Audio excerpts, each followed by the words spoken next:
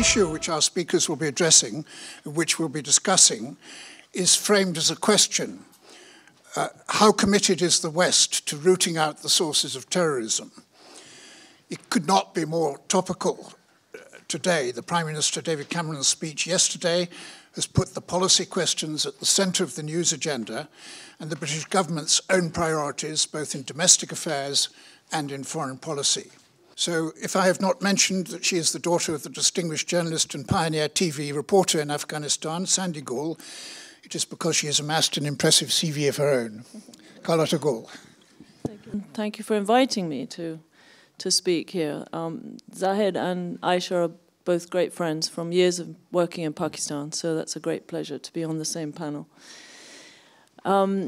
As you heard, I've been a foreign correspondent, mostly a war correspondent, for the last 20 years, the last 16 of them for the New York Times. And I've come from way back looking at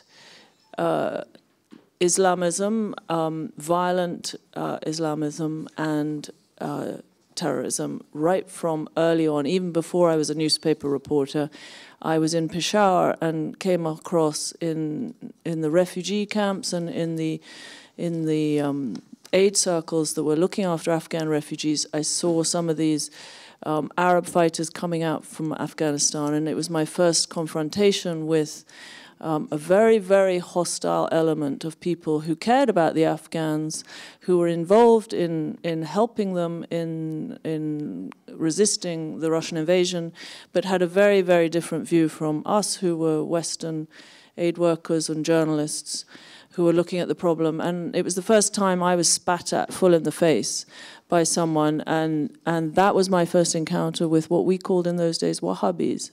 Now, bin Laden was actually there at that time in Peshawar. This was the late 80s, early 90s. And then I became a journalist, and I was working in Russia and went down to Chechnya. And I was reporting extensively on the first war there. As you know, the Chechens were asking for self-determination and independence from the Russians. And then we saw some Arabs turn up. And it was the same thing, very, very hostile to Westerners, very secretive about what they were doing. They were there to help fight.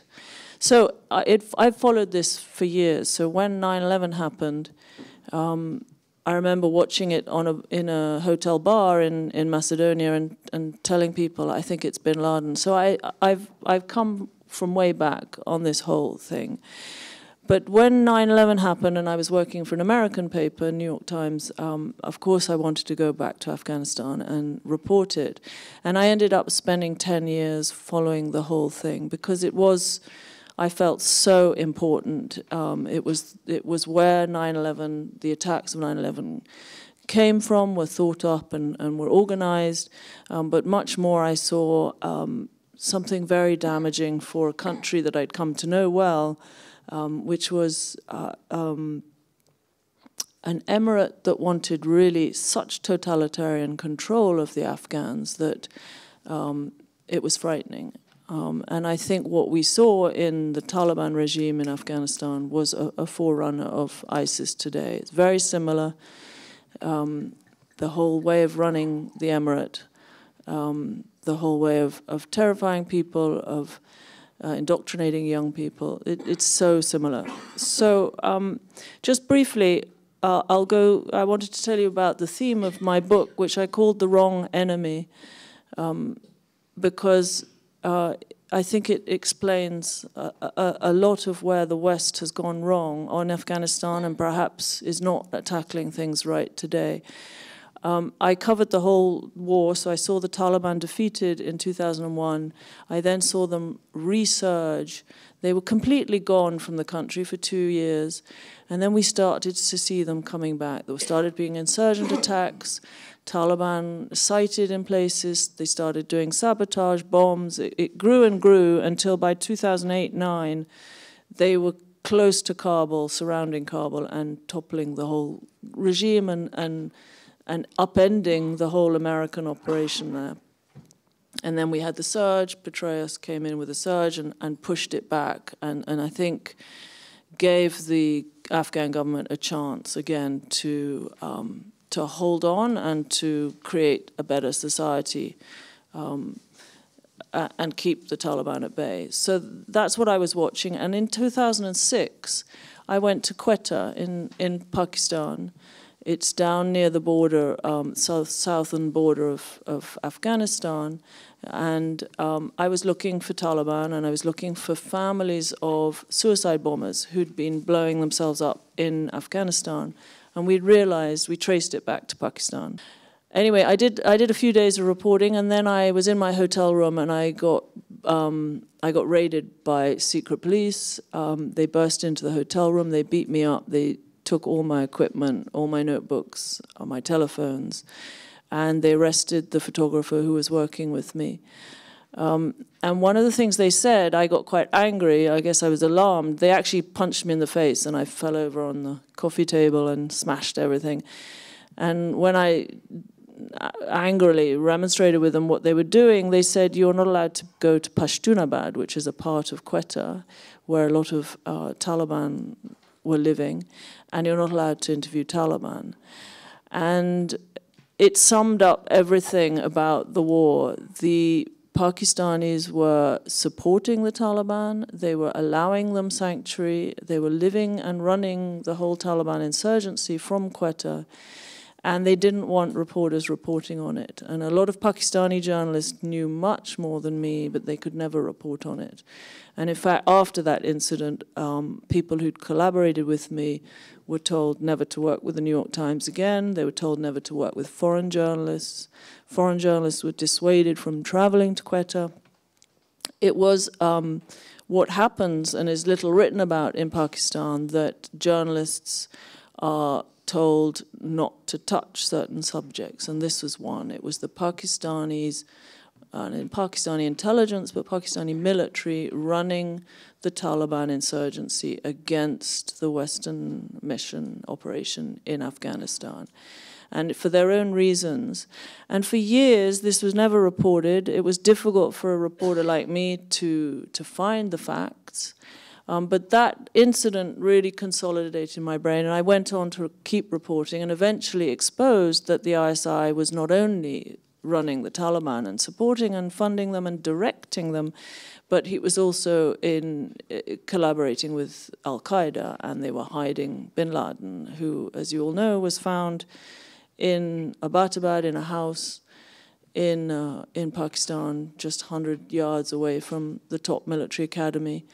And eventually I exposed that he was not only protected, but he was being handled by Pakistani intelligence as a sort of asset, as an intelligence asset. He was under a sort of protective custody. He wasn't very mobile, but he was able to meet and liaise with his commanders and his people. So he was still running Al-Qaeda from a safe house in Pakistan with the knowledge of their top intelligence agency. So what this whole decade of reporting there told me was that we were fighting the wrong enemy. When I say we, the NATO alliance, the Western alliance of US and British troops and many other nations, we were fighting Afghans in the villages, in the mountains. And we were always fighting serious battles and killing a lot of insurgents, but we never got to the crux of the matter and to the source of the problem, which was across the border in Pakistan. And they had training camps, they had recruiting mechanisms, they had funding coming in from all over the world. But and we never tackled that, and our governments never really openly confronted that. And as a journalist, of course, that began to really grate against me. But it was really also appalling to have to watch a war and report on so many casualties on all sides, when our governments weren't really coming clean about where the problem was really coming from. And I think to this day, our governments haven't tackled the real problem that in Pakistan there is still sympathy, selective support of groups, and a double game, essentially. So that was the conclusion of my book. I am now working in Tunisia in North Africa, and I would say that one of the biggest lessons from the Pakistan experience was that Afghanistan in the 90s was left alone to be run by militias and have lots of extremist groups training, recruiting, and operating very freely. It was really neglected, Afghanistan, in the 90s, which led to 9/11 attacks. Today, the same is happening in Libya. When I look at Libya, it's very similar to Afghanistan in the 90s. Or you might say Waziristan, the part of the tribal areas of Pakistan, in these last decade, because that's where Al-Qaeda and these militant groups were free, they were left alone, they were given sanctuary, and they created a great deal of damage by running camps, training people, recruiting more and more, and recruiting foreign fighters from all over the world. They are now, some of them have gone to join ISIS, some of them have gone to Libya, where they're operating. The Tunisians who were in Al-Qaeda are today in Libya now, and they're starting to attack Tunisia, their homeland, and they want an emirate across the whole of the North Africa. And it sounds a crazy idea, but it's what the Taliban did, it's what ISIS did. It's totally possible if we don't really look at what's happening, look at the sources, and look at the facility that they have when they have a lawless country like Libya. My experiences are different. I've been living in Northern Ireland since 1966. So I've seen, in a way, divided society, strife, and at the end, learning the lesson that just use of force on either side, whether it was Republicans or British Army, doesn't give you long-term solutions.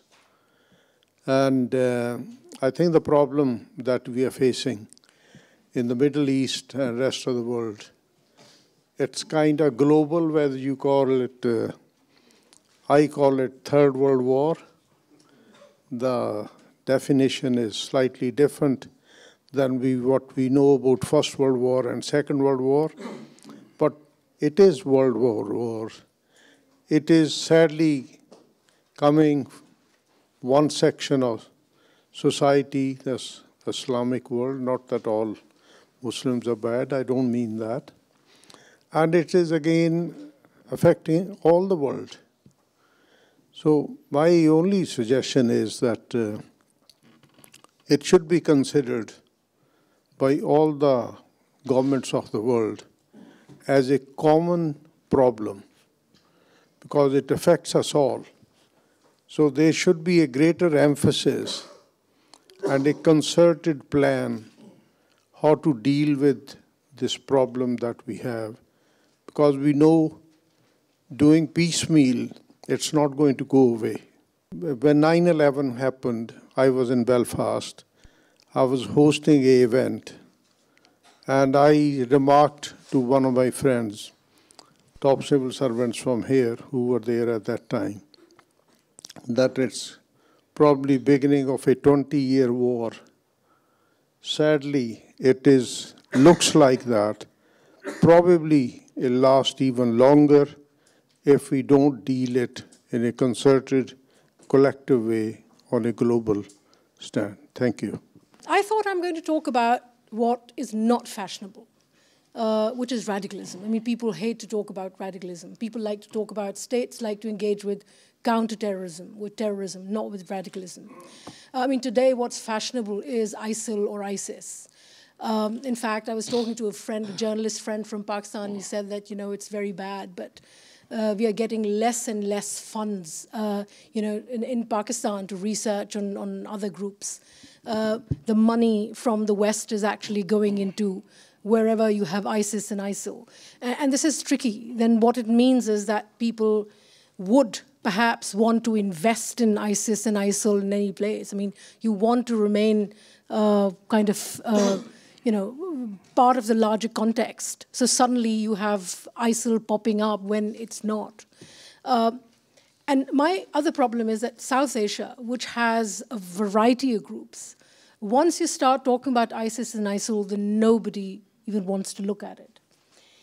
But much more important is nobody then looks at radicalism. I mean, remember, what draws attention towards a problem like radicalism is actually violence.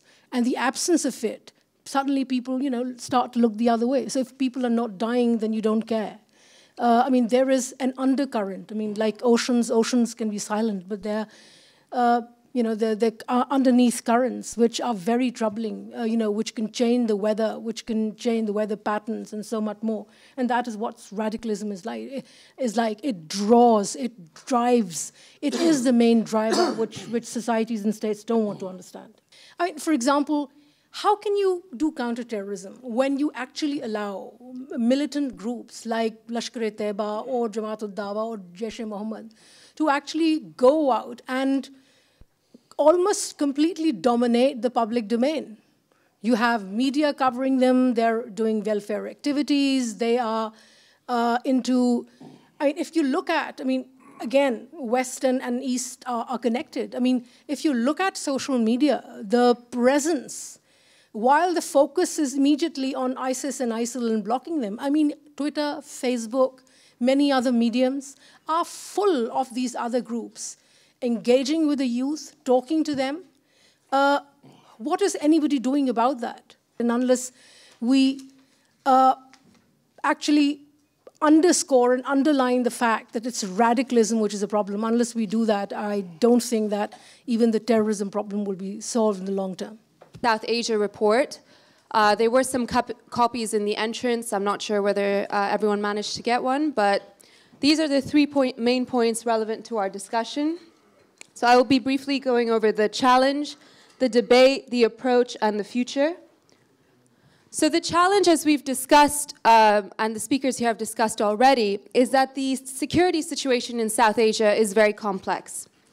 Our report has profiled 16 terrorist groups in South Asia. Focus falls on Afghanistan, India, and Pakistan, and the effects that the Islamic State's growing power has on other terrorist organizations dominating the region, mainly Al-Qaeda and the Taliban. Jihadist networks in South Asia are profiled using our militant map. That's on page 29 for anyone who does have access to the report, illustrating the relationship between terrorist groups and their splinters. The debate. In terms of policy recommendations for the West, after all, this talk is entitled, "What Can the West Do?" One of the main causes for radicalization in the region is disillusionment with the state, due to a number of internal problems: high levels of corruption, poverty, poor health services, lack of secular education, as has been discussed, unemployment, and so on. All of these make benefits offered by some terrorist groups, which I will discuss later, such as higher salaries, tempting. Recommendations for India involve building upon its already established cooperation with the United States, as well as higher engagement with the Muslim population. In Afghanistan, there have been some successes in disarmament programs, but they alone will not create long-term security. The country must take measures to offer a sustainable form of positive reconciliation and tackle the opium trade, which has hampered many internal and international efforts to counter terrorist financing. In Pakistan, efforts should go into fighting corruption and initiating judicial reform to link what we've suggested formal and informal justice systems to ensure proportionate punishments and faster trials, while at the same time working to improve the prison system and counter the appeal of madrasas by focusing on civic education, on being a citizen, pluralism, and freedom of religion.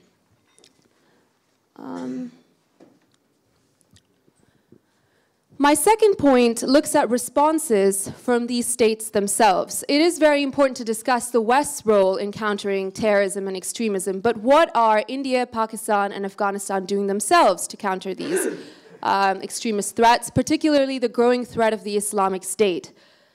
In light of recent events, governments within South Asia have responded differently.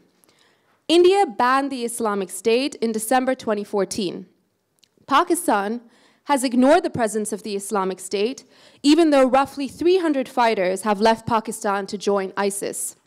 To put this in perspective, roughly 700 fighters have gone from the United Kingdom to support or fight for jihadist organizations in Syria and Iraq, about half of which have supposedly returned to Britain. Yet Pakistan's policy towards Islamic State has been drastically different from that of Britain. I mean, in Britain, the media will talk about the Islamic State every single day, almost, and in Pakistan, the approach has been very different, and yet we're looking at the same number of fighters, roughly. Recently, the Afghan Taliban has reportedly coordinated efforts with Iran against the threat of Islamic State in Afghanistan. The attraction of new movements such as Islamic State is based on the absence of credible leaders such as Mullah Omar, which we can discuss in the question and answer session if anyone wants me to discuss that further. Why does this affect policymakers in Britain? 43.4% of Muslims in Britain are of British Asian descent, making issues in India and Pakistan of particular importance to large segments of the British population. Moreover, £405 million of Britain's annual aid budget goes to Pakistan, of a total £12 billion in foreign aid from Britain. 178 million of this goes to Afghanistan, and we must keep in mind that UK will end financial aid to India this year. Sure, yeah. It's 405 million to Pakistan, 178 million to Afghanistan, none to India, and that's out of a budget of £12 billion. So I think I'm getting to, where am I, the future. Okay, the West's role. Due to time, I know we're running quite late. What I would suggest, pages 35 to 47 of the report, they talk about specific policy recommendations that we have suggested within India, Afghanistan, Pakistan, and for the West, for aid for these countries. I will not go into these, but I do discuss mental health, prisons, the justice system, schools, and the opium trade. I'm going to just briefly discuss responses, the West's role. There's a strong correlation between poverty and susceptibility to extremist narratives in some countries. In that we mean corruption undermines the ability for individuals to cross the barrier of poverty. For some in South Asia, the IS wage of $400 per month is attractive. To put this in perspective, India's mean monthly income is $124. Afghanistan's is $55. Pakistan's is $106. And Jammu and Kashmir's is $43. That's compared to $400. However, even well-off and well-educated youth can be attracted to jihadist causes due to a sense of injustice and frustrated expectations, which, like South Asia, is the case in the UK and elsewhere as well. Lashkar-e-Jhangvi, LEJ, a potential Islamic State ally, is known for having a significant number of university graduates among its fighters. In certain countries, such as Pakistan, there is a negative correlation between poverty and support of terrorism. That is, elites find that some of their interests align with terrorist organizations, such as the annexation of Jammu and Kashmir. And unlike the poor, they are not exposed to the violent implications of their decisions. Hence, we have the case of a negative externality. So in our report, we advocate track to diplomacy, dialogue by non-state actors, to encourage groups of influential elites to think in cooperative ways. That's focusing on religious inconsistencies in terrorist rhetoric and the role of terrorists in the killing of civilians. These two things need to be highlighted more when it comes to discussions between different actors and non-state actors. For the role of the West, we suggest education, training, and job search assistance be extended to tackle economic and labor inactivity in South Asia, which links back to my point earlier about wage. Counter-extremism narratives, which one could argue is a contested term in itself, but they should be presented in local languages such as Urdu, other vernacular languages, highlighting the true cost of terrorism, so that sympathizers of all economic classes know that terrorist groups do not provide social benefits and exaggerate the provision of these benefits. I'm wondering, how much time do I have left? 3 minutes. 3 minutes. Okay, so since I have 3 minutes left, I will just briefly discuss two of the policy implications, which are mental health and prisons. Mental health. We suggest that government funding should focus on undertaking public health research initiatives to investigate and understand the causes and consequences of violence. This is a very new area in academia. It's only now being touched on. So the implications in policy are the WHO Violence Prevention Alliance has recently provided a public health framework which examines the public health impact of terrorist acts arising from violent radicalization. In that we mean direct consequences such as deaths, physical injuries, psychological and mental trauma. These public health frameworks should be implemented in South Asia, and the findings of the implications of radicalization and terrorism should be publicized. Current public health frameworks focus on individual, relationship, community, and society-centered approaches to prevent violence. We strongly urge governments to use social development, therapeutic, and treatment programs to focus on people at risk of harming themselves and others. That is, use a group format to address issues such as anger management or drug abuse. Why does this matter? It links us to public health and criminal justice. WHO's Violence Prevention Alliance programs focus on relationship skills, family therapy, parenting, home visitation, and mentoring. The Center for Disease Control in the United States uses similar approaches. These have positive, long-term effects in reducing violent and delinquent behavior. Extending such work to monitor and tackle violent radicalization and terrorism is a natural next step, but it has not been done yet.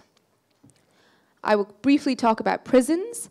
Recent large-scale terrorist attacks against the Pakistani state have motivated the Pakistani government to increase its campaign against terrorism, focusing on the use of military courts to speed up terrorism trials and accelerate the executions of those convicted.